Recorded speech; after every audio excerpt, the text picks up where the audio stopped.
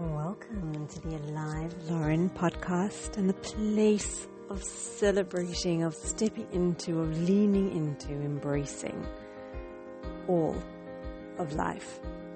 The full playlist, all shades, all colors, broadening definitions of happiness and being deeply with the moment we find ourselves in. So I have some sharings in the vein of being inspired by those who are showing examples of keeping their humanity in the most extreme of circumstances when other people are like, I don't know if I could do that. Because I really believe that in this time, that's what we need. We need beacons, those who are by example, not in theory, not philosophizing, but those who actually in the most extreme of circumstances where they would have every right to just want to retaliate and be vengeful and be fueled by hatred are choosing another path, are choosing to retain connected to their humanity, are choosing to see that the cycle of violence and brutality and trauma just doesn't lead us anywhere. And so yes, I have some sharing along that vein. But I also have sharing around two small things that happened that felt like they whispered pretty significant, actually maybe shouted, pretty significant lessons to me, and it was quite funny because I shared it with my one son and then he was reflecting back on his day and attributing all these like deeper meanings to things, and it was really quite funny and really made me laugh, but it wasn't like I tried to pull some sort of meaning. It's just I'm going to share what happened, and it literally felt like that was the lesson, the nudge, the tap on the shoulder, the reminder that was coming through for me. Both of them were quite linked to presence and being deeply with the moment in which we find ourselves, the power of just presence. Wow. So the first one, I went to go buy something the other day, and I haven't been out shopping really or using my credit card, and it's always in a very specific area of my wallet. So I get to I'm placing an order for something, and then I open my wallet and the credit card's not there. And then I'm thinking, oh, shite. And just interesting, the default to assume the worst, because then I'm thinking, oh my God, did somebody steal my card? That like noticing that that's where it's going. Like, oh my God, like, did I leave my wallet somewhere where somebody had access to it and someone took my card? Just interesting. So, but also just thought, okay, now just relax. Just think like, when's the last time you remember using it? So I remembered that someone had come to do some work and they needed to be paid cash. And I needed to go to the square. There was an ATM. And I thought to myself, I wonder, sometimes the ATMs tell you to remove your card and then you proceed. But some of the ATMs, they don't, and it's possible to leave your card in. And I thought to myself, what if I left my card in the machine? Like, what if somebody found it and actually just handed it into the store? So I walk over to that store. Now this is a good 4 or 5 days later, right? And someone's delivering a pile of magazines, of newspapers. And somebody's taking a few of them. So I think that maybe he works at the store. So in my very inadequate Hebrew, I'm trying to ask him if that's his store, and he replies back, no, that it's not. He's just a customer there, and figures that my Hebrew is not very good and asks me if English is better. So then I explain to him that why. He says, is there something you need help with? And I said, yes, because I think I may have used the ATM here and left the card in, and I was wanting to try and explain that, but my Hebrew is not very good. So he's like, oh, don't worry, let's go in, I'll explain and I'll ask them. So he's then, in a very fluent Hebrew, is asking this question. And the young woman behind the counter is pulling out the till, taking out the top part, and finds underneath a card and asks me what my name is. And there was my card. So this whole incident, really, there were a number of things. The one was believing in the goodness of people.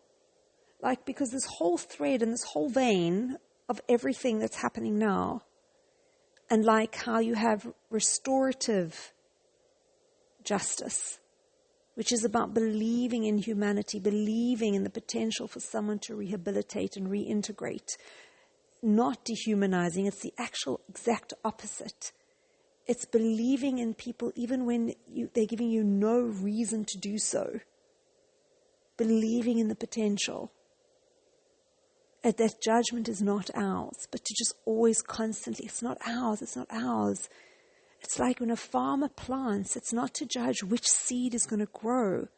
A farmer preps the soil, does as best as he can, she can, plants those seeds, nurtures them to the best of their ability, believing faithfully that every single one has the potential to germinate. Because whatever it does, you have to believe in its potential to generate, to germinate, to grow, to thrive. Whether it does or doesn't that's not us, but to just have that belief and see the potential. Wow. So that was just like a screaming message for me, was because there where my first inclination was, oh my God, did someone steal my card? Oh my God, is someone like purchased on my card? Oh my God, have I got to like cancel my card? In the meantime, the flow of events, somebody had found my card and literally taken it into the store, handed it in the hope that like I would come there, and believing in the goodness of people. Now, I know it could have happened the other way. I could have not found my card. Yes, someone could have taken, but I'm just like, the way things transpired, I felt like that was the universe booming message, reminder at me to believe in the goodness of people. And also, so I often have this like dissonance around where I'm supposed to be and feeling like, God, I've had this like long-term issue, challenge, dissonance with like universe about I have all these talents, skills and abilities, and how am I supposed to be using them, and I don't feel like I'm optimizing and serving to the greatest of my potential. And it's something that rears its head to varying degrees throughout my life. So also another sort of booming message from this for me was everything flowed like seamlessly in terms of when I was there, a part of me, yes, was freaking out. And the moment I didn't discover it and thinking, oh my God, this is a big problem and I've got to cancel it and order another one and and who's possibly stolen it. But then there was a part of me that was like, just breathe, just relax, just calm. Where's the last time you used your card? And even the way when I went to the store, at the exact moment that I arrive, there's somebody that's fluent enough in English and Hebrew who lands up being the first person I speak to, who then asks if I need additional help, who lands up then communicating my challenge perfectly in Hebrew for me. And the whole cycle of events was like everywhere. I also felt the message was, you are exactly where you're meant to be. And if you were to be somewhere, if you're meant to be somewhere else, it would as effortlessly and seamlessly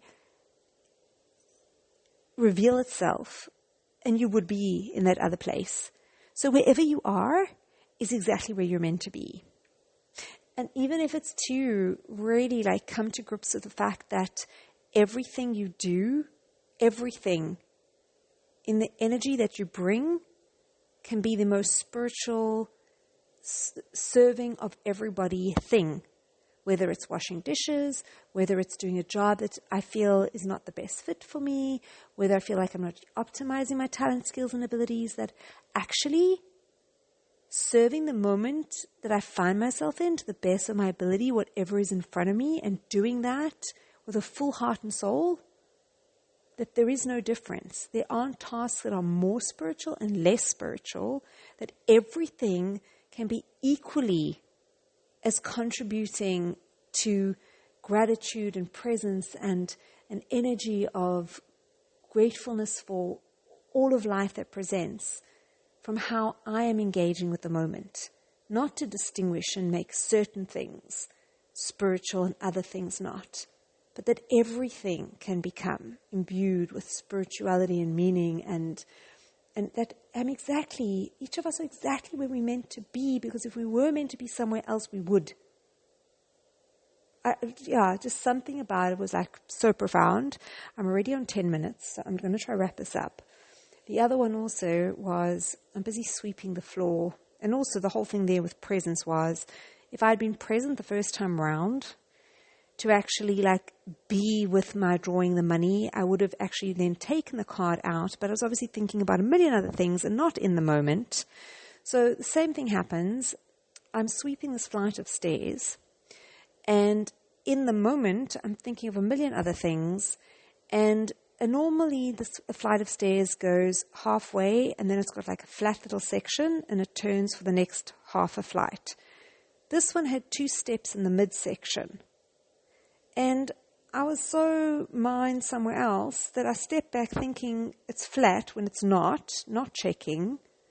And next minute, I'm like flying towards the wall. I felt like I'd winded myself. I hit my back really hard. It's really sore today. But it was just like, thank God, I'm good. And please God, it'll all heal. But just, to be present and attentive to the moments. And actually, there's nothing wrong with checking. Don't assume stuff. Just because every other flight of stairs I may have encountered before is that way, don't assume the next one. Just check things and be present. Because if I had been present and just checked, it wouldn't have happened. But that said, I wouldn't have got these lessons and takeaways, but that also felt like a big, big one.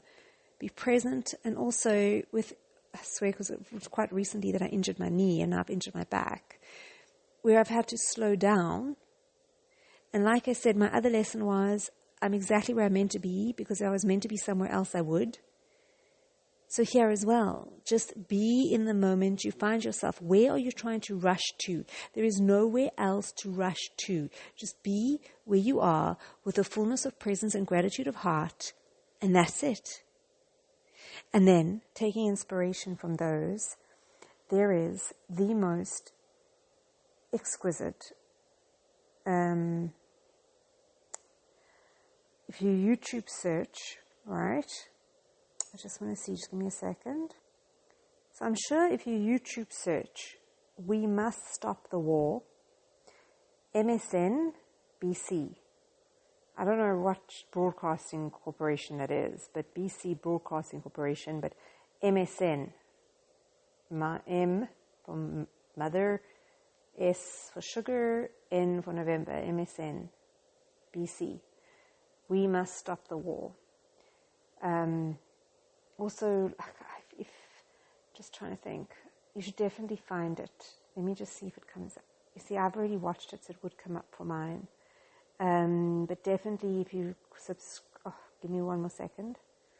Yes, so MSNBC have a YouTube channel, and this was posted 3 days ago, which would have made it the 20th of October, 2023.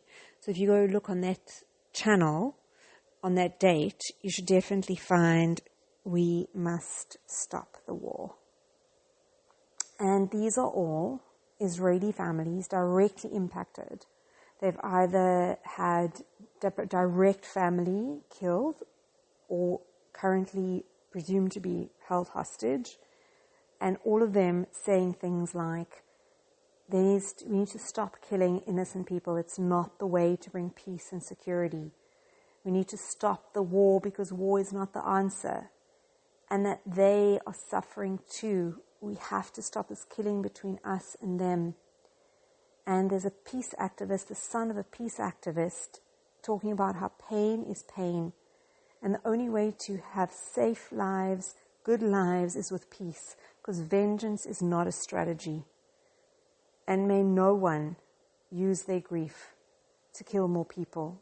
May we be inspired to keep our humanity by those who lead by example by retaining theirs in the worst of days of their lives. And that peace is just full. It's direct. This isn't theory. These are people who are currently in mourning for direct family, who are still saying we need to end the cycle of violence and brutality.